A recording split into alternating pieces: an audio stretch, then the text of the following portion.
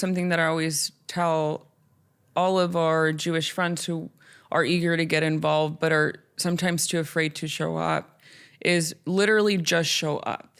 I don't care if it's a city council meeting, school board meeting. We are being hit with resolutions, anti-Israel resolutions at every level of government. And I told them, if you work at a university, run for the leadership there. We need to have a seat at the table. We need someone to be able to say what you're doing is wrong. One of the things that I was really excited about when I first got elected was starting the LGBTQ caucus. And what that meant was having a seat at the table, making sure that we showed up even in places where we weren't welcome. And I think that's the thing, that if you are somebody who's upset and angry, then show up. One of the things that I had in my office the entire 6 years that I was in the state house was a poster. It's a pink triangle, and it said "Silence equals death." It was something that was used. The pink triangle was used in the Holocaust to identify gay men. Silence equals death was adopted by ACT UP, the group of AIDS activists who are fighting against the Reagan administration. But I think whether it's, you fighting against your literal life and death, whether you're in a concentration camp, whether you're, trying to figure out how we can get the government to do something on AIDS, silence is not acceptable in any way, shape, or form.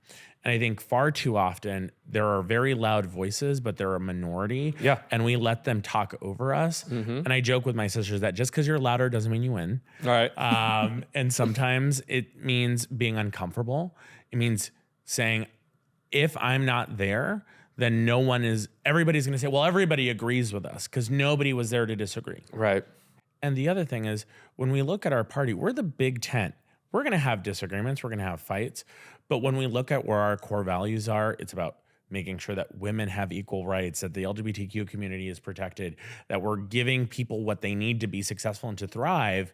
So when we're talking about this issue, if we're the big tent, then we're going to have to accept that there are just always going to be people who disagree with us. And if we toss out the baby with the bathwater and say a pox on their houses because there's this, if you look at the squad in Congress, it is a small group and it's getting smaller. And yet everybody thinks, oh, well, the squad is taking over Congress. Nancy Pelosi said it best. They have their 4 votes and their 4 votes only.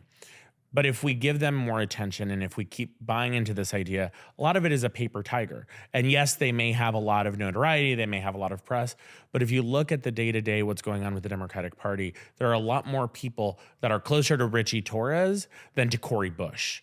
And I think that's the thing, that our party is not one that is uniformly anti-Zionist or uniformly anti-Jewish.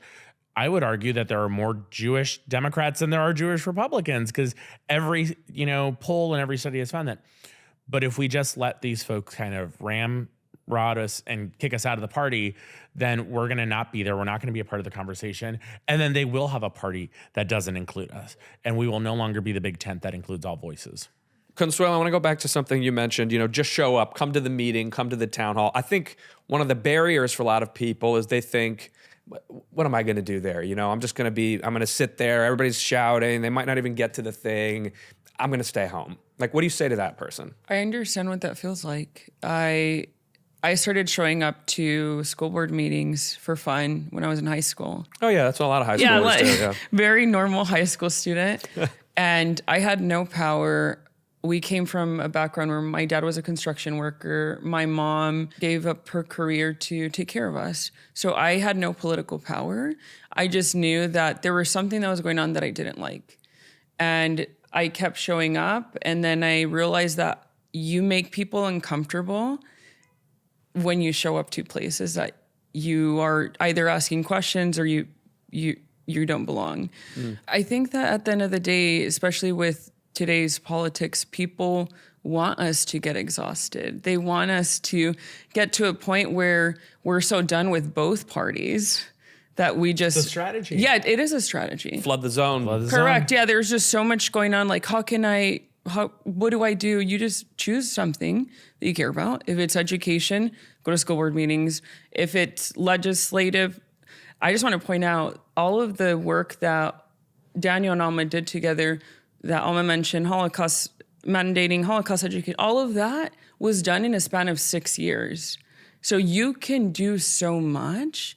You just have to figure out what you want to do. But politics is all relationships, right? You can't show up. What I would say is don't show up and yell at people. Show up and introduce yourself, meet with them. That doesn't mean that the elected officials are going to, take your request, but people notice when you show up. I do, because there's such few people who show up anywhere. I'm on a school board and in the state legislature. Yeah. I recognize people who show up because it's the same people. But guess what?